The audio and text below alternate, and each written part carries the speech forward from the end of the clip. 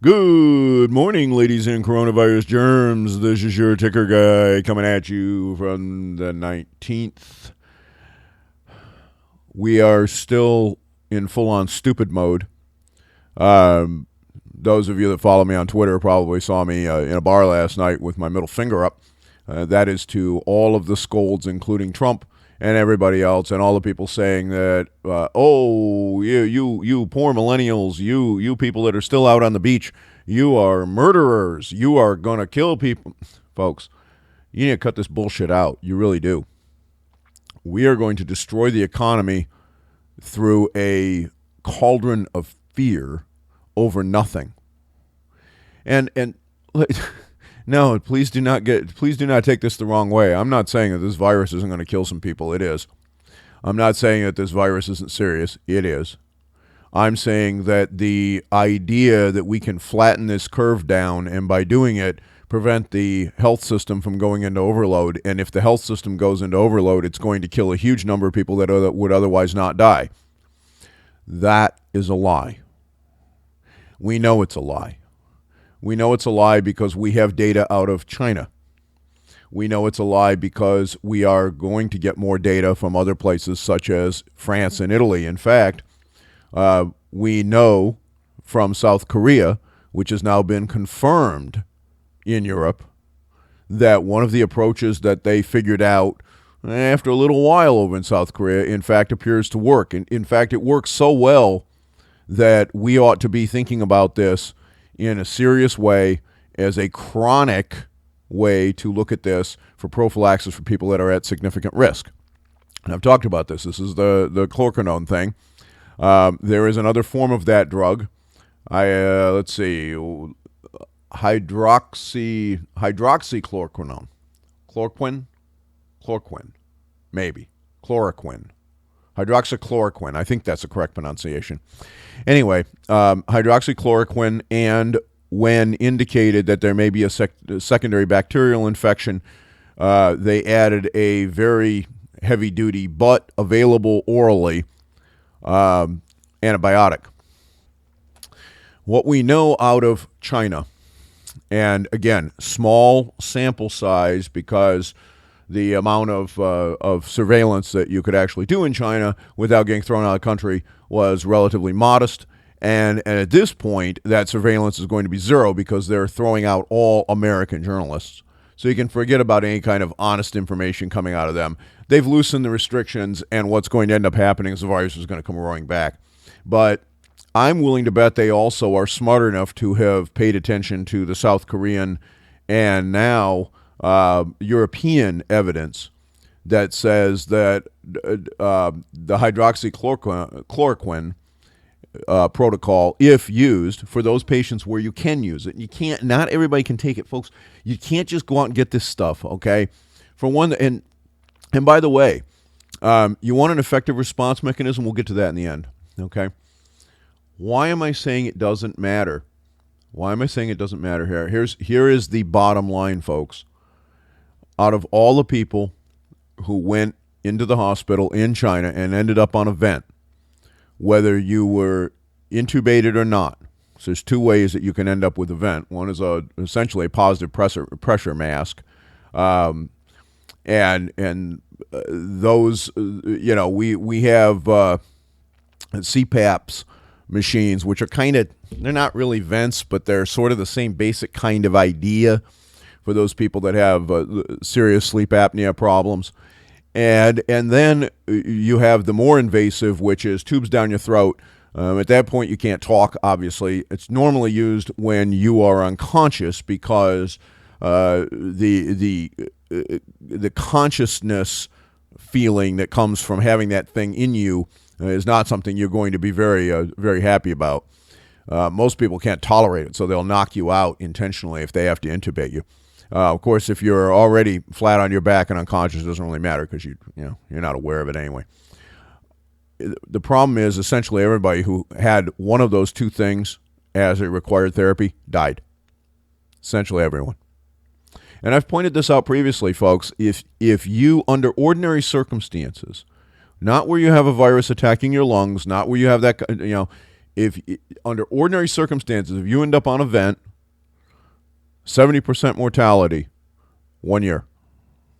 Only about 49%, just under half of people who end up on a vent in a hospital survive long enough to get out of the hospital.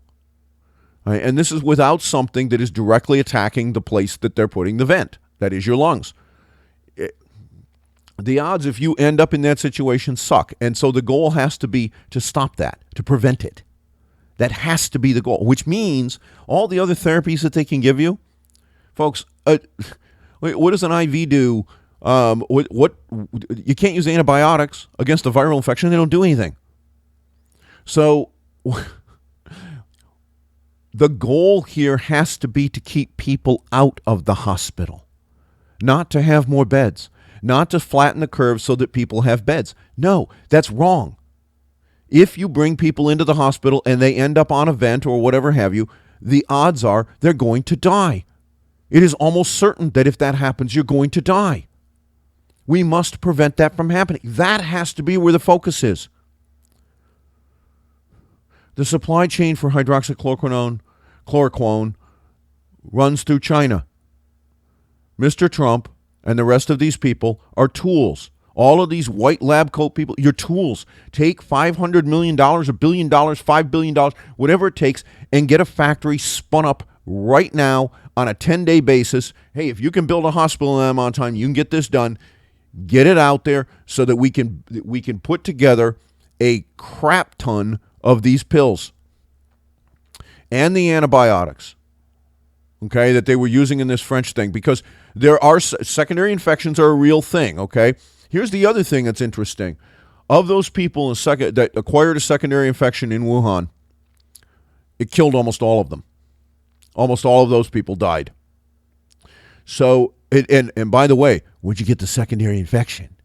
You didn't come in the hospital with it, did you? Probably not. So guess where you probably got it. So the last thing we want to do is to have people end up in the hospital in the first place. For people that are at high risk, the strategy, in my opinion, ought to be prophylaxis. And at the first sign of trouble, do we need rapid testing where we can have results in a couple hours? Yeah, we do. Because if you are at high risk and you're symptomatic in any way, you need these kinds of therapies available immediately. Now, is it going to work for everybody? No, it's not. It isn't. It clearly is not going to work for everybody. Okay, for those people who get mild symptoms or are asymptomatic, there's no point. Look, these drugs have risks, folks. You don't just go off and start quaffing them for grins and giggles. But if you are one of those people that has these comorbidities where your risk is considerably higher of dying, you're not just going to get a flu or a fever and have a hack for a week or something like that. It's not just going to be an inconvenience for you. It might kill you, and you will not be a silent carrier. The answer is found here. Is that going to stop everybody from dying? No, but it's going to materially suppress the death rate. And we're going to do it without all the screaming, without the economic destruction, without all that bullshit. The only way this thing stops, folks, is when immunity in the population gets up to about 70%. And there's only two ways to get immunity. One of them is to get the virus, and the second one is a vaccine. And we have no vaccine today, and there is no guarantee we will ever have a vaccine. But even if we had one today, you cannot inoculate 200 million Americans in a week or a month or even a year.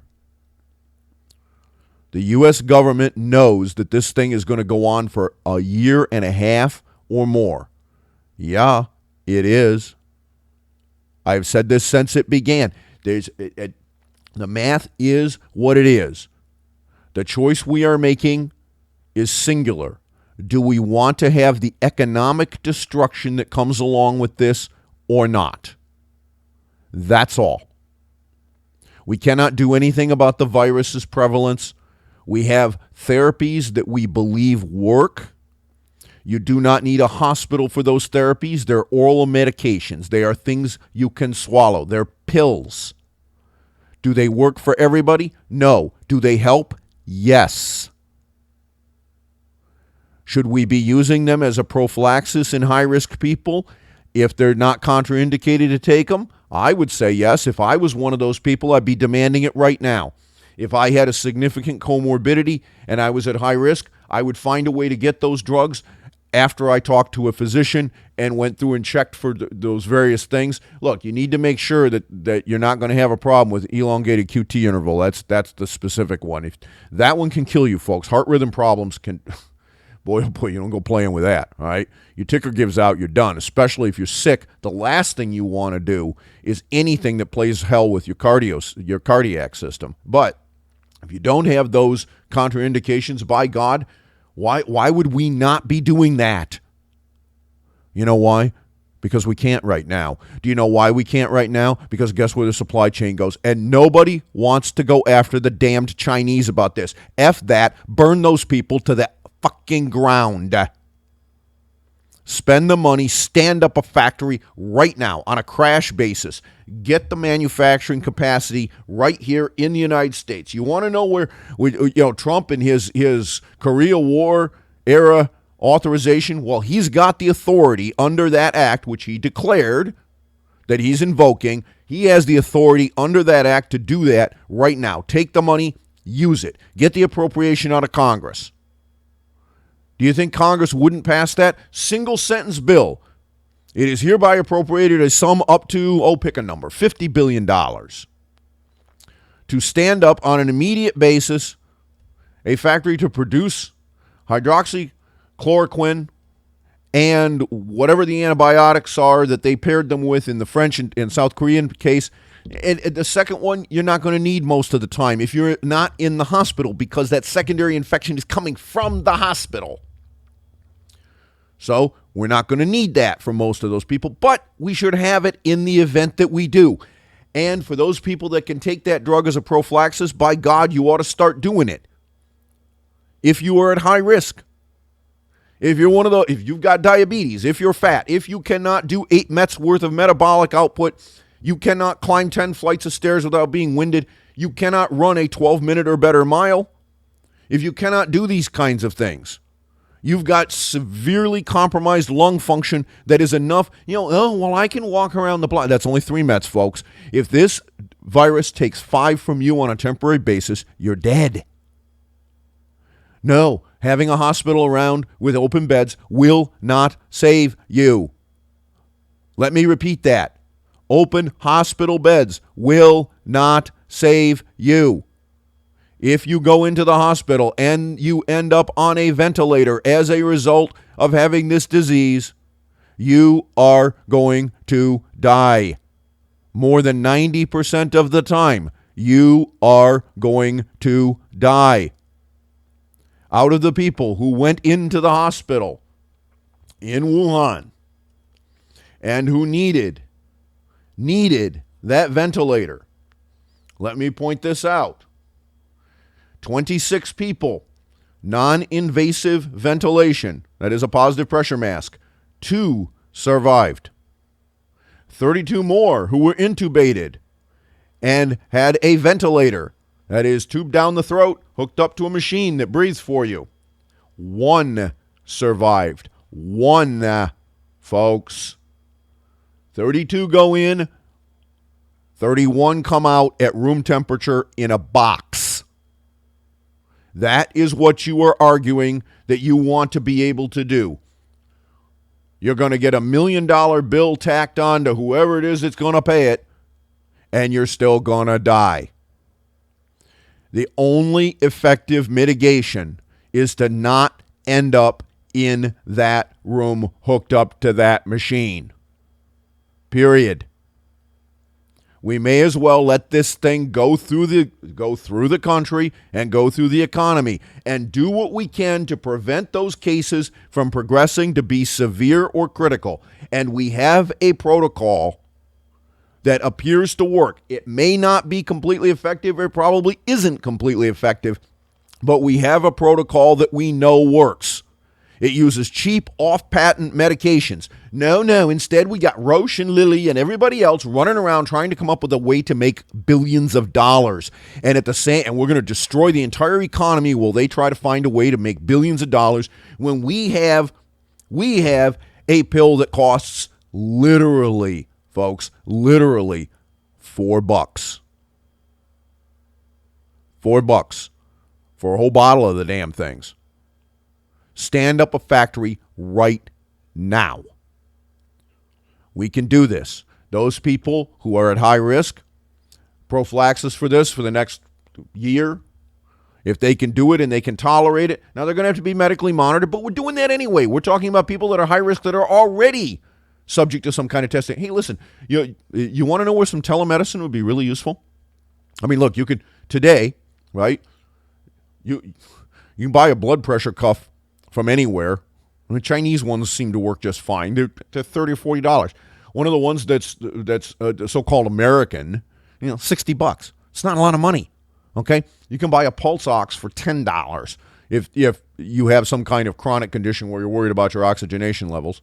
All right, for most people, those things are worthless because if they're not reading in the high 90s, something's really, really wrong. Okay, but as I pointed out a couple of months ago, by the time you get into trouble on a pulse ox, unless you have COPD or something like that, you are really screwed. All right, because the reserve capacity that your body has to make sure that your saturation stays in the high 90s is immense. By the time you run out of it, you're in a lot of trouble. All right. So, I mean, look, trying to use that as when should I go to, no, that's the wrong approach, folks. When do you need the treatment? When do you need this? Well, we need to know two things. Number one, are you positive for the virus? And if you're positive for the virus and you are high risk, you ought to be taking this protocol right now. And we should consider this as a prophylaxis for those people that are at high risk. This protocol for those people who actually get infected is probably one that we ought to be using for everybody once you're infected. But as a prophylaxis, if you're high risk, we should consider it.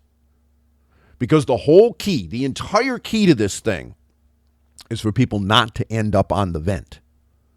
If you have a serious or critical case, folks, you're going to die. If you need powered ventilation, the facts are, the statistics are that you're going to die. And the idea that we should flatten this thing down so that you will get a vent if you need it is bullshit. The approach we must take as a nation is not to destroy the economy. Stop that. Stop that. It does not help. If there's anything that we need, it is a strong economic posture and the ability for people to go out and make money, to be able to pay for the medical treatment, to be able to pay taxes so that the economy and the finances of not just the federal government but of state governments do not collapse. It's like saying, well, I got a bad flu. Let me go shoot myself in the head. What kind of stupid shit is that? No. We, the people of this country, must reject this. We must reject it forcefully. We must tell all of those people who are trying to insist that we do it that we will not. We refuse. And we insist that they take that money and instead use it to stand up a factory right now. So we have the ability to produce this drug and the antibiotics, if necessary, to go with it for those people who do have a secondary infection. We insist that it be produced here in the United States, and we want the ability to have that and have it online in 10 days. And you say, well, you can't do that. It's impossible. Nothing's impossible. Nothing's impossible. No, we can do it. This drug is not hard to produce, folks. It's not a complicated formula. It really isn't. We need to stop with the bullshit. We can find a way. We're Americans. We can find a way. We can spend the money somewhere where it's useful. That's where it's useful. We can knock down the potential of people at risk to have those serious and critical cases. That is what is going to save lives. Not suppressing the economy, not social distancing, but the ability to suppress the progression of disease, the ability to prophylactically treat people who are at high risk so they don't end up needing to go to the hospital. You cannot stop the spread of this virus. It is going to infect people until we get to the point that you have 70% coverage with antibodies. Those are facts, folks. Even the government knows this. They've got an 18-month plan out there. Do you know why? Because that's about how long it's going to take. And they are well aware that there could be multiple waves of infection that come over the country. They know that this is what's going to happen because it's math. It is not about what I want. It is not about what anybody wants. It is about reality. And we need to stop being mamby-pamby bullshitters, especially all of those effing celebrities and jackwads that do not understand arithmetic. They were smoking bong hits in high school in math class.